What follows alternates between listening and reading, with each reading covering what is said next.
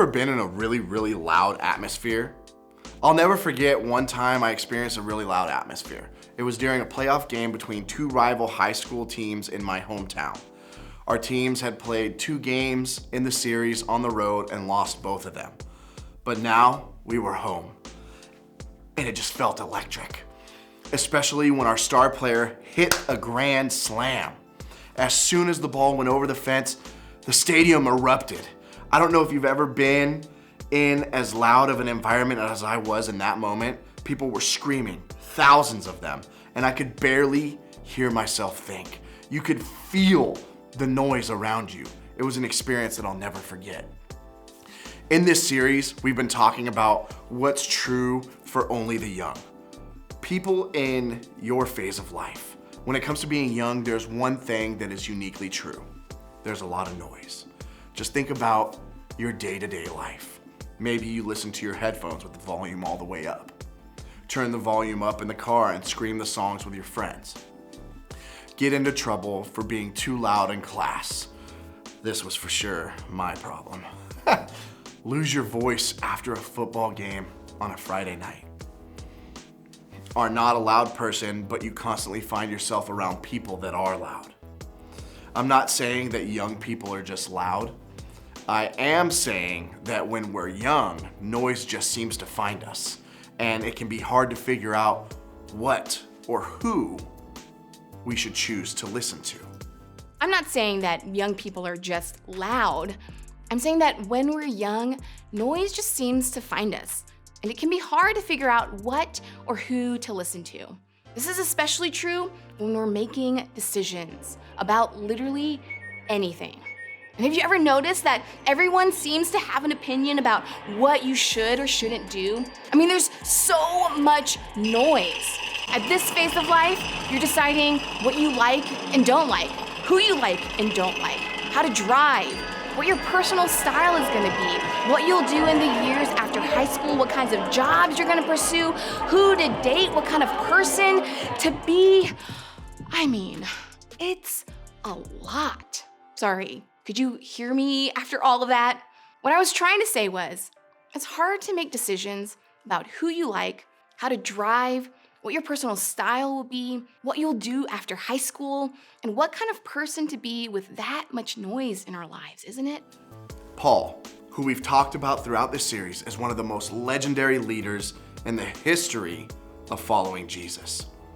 He spent a lot of time investing in a younger guy named Timothy. They traveled and worked together until eventually Timothy was leading on his own at a church in a city called Ephesus. So, in order to pass along some wisdom about life and leadership, Paul wrote Timothy letters.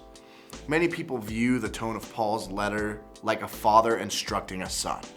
There is one part of this letter we've been focusing on specifically throughout this series, and it says, "Don't let anyone look down on you because you are young, but set an example for the believers in speech, in conduct, in love, in faith, and in purity." This piece of advice was so important and continues to be talked about and focused on today. Paul wanted Timothy to understand how high the stakes were, how great his potential was, and how he could lead well during his younger years. However, this is only part of what Paul had to say to Timothy. In fact, we have copies of 2 letters that Paul wrote to Timothy, and they are all full of advice and wisdom and direction for life. It wasn't just spiritual stuff either. Here's what I mean. Paul gave Timothy advice about how to fix his stomach problems. You can find that in 1 Timothy 5:23. What to do when people are fighting. What it takes to be a good leader. Specific names of people to avoid that are bad news. How to use the Bible. 2 Timothy 3:16-17. How to handle money. What kind of stuff to avoid. What kind of people to hang out with. 2 Timothy 2:22. How to impress older people. How to show respect to older and younger people. You can find that in 1 Timothy 5:1-2. As you can see, Paul wasn't just Timothy's Bible teacher or his chaperone in life. Paul was Timothy's go-to guy for advice. Even more than that, Paul was someone older who shared wisdom with Timothy that would make his life better.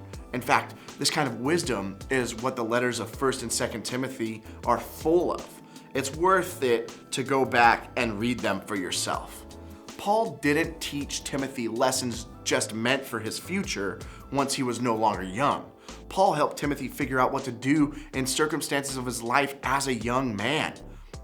In other words, when Timothy wondered, how do I know what I don't know? His answer was, ask Paul. And here's the reason we're talking about this today. It's a little thing that makes a big difference, so don't miss it. It was Timothy's choice, and Timothy understood that. We all need the wisdom of someone older. This is true for you in high school, and this is true for me even as an adult. The thing is, you have a really unique opportunity to take advantage of right now. When you're in high school, one thing you can do that will change your whole high school experience will be to pick a mentor or pick a group of mentors. These are people who can help you in real life ways. They will walk alongside you as you navigate life in high school. They can give you great advice. They can be there for you when you don't know what to do. And please hear me, you can totally still listen to people your age. But the truth is, people who are older than you have more life experience, both highs and lows, that will equip them to help you navigate through this real world situations that we deal with every day. Now, before you just go and find some random person that's older than you to begin giving you life advice, that's a terrible idea. It's important that we use wisdom for who we choose. Don't just pick someone randomly. I mean, is being older really the only qualification? No.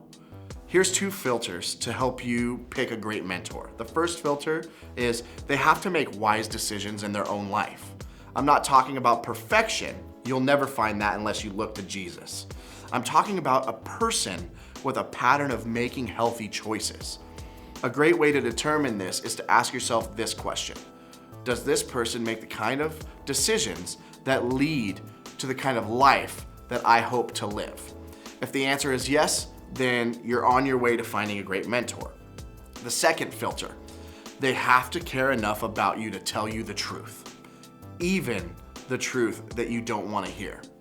A great mentor will tell you what you need to hear, not just what you want to hear.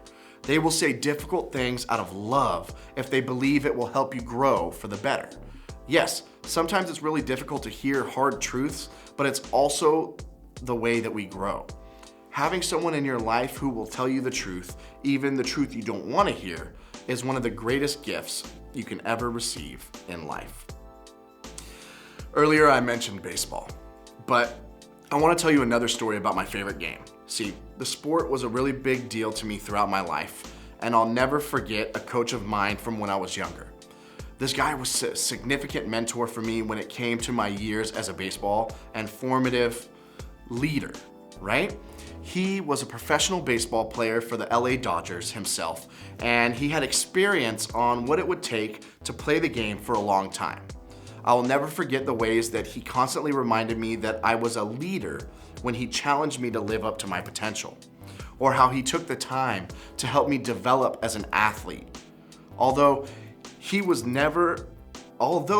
a baseball coach, I will never forget the words that he used to build me up as a young man. To this day, his consistent reminders about how I was a leader and how he expected me to set the example for the rest of my team still crosses my heart and mind to this day. His words and mentorship wound up having a real impact on me throughout my life. His ability to see things in me that I didn't see in myself at the time was a constant reminder of my potential even as I got older. This guy had influence in my life when I was younger than you, but it stuck with me till the age I am today. I want you to have a mentor now that can invest in you as who you are as a person, that you will be able to help guide you as you're following Jesus. So when the noise is turned up and everyone seems to have an opinion, One of the best things you can do for yourself is to decide ahead of time who you will choose to listen to. Look, I know this isn't necessarily a common way to live in high school. It's not like everyone in your school is constantly talking about finding a great mentor. But here's why it is so essential. Wisdom, or knowing what to do when you face life's circumstances, comes from experience. So when you're in high school, you can choose to learn from people that have 15 years of wisdom, or 30, or 40, or maybe 60. The choice is yours. But one of the best choices I believe you can make is to pick a mentor. Like Timothy, you can have more wisdom than what's common. You can make better decisions because you have the experience and wisdom of someone older than you, in addition to your own wisdom. Just imagine the impact this could have on your life. Imagine if you could make great decisions right now, better decisions than I made, and the kind of decisions that will shape your life for the better forever. And the key is as simple as acknowledging that we all need the wisdom of someone older. You can choose to live as though this is true and find a mentor. And when you do, God just might use their wisdom to help your years of being young become even better. Being young is incredible. We don't want you to miss it, and we don't want you to just try and fast forward through it. We want you to get the most out of the time in your life, because one day you won't be young anymore. So don't forget what it feels like, because there are some young things in life that are only for the young.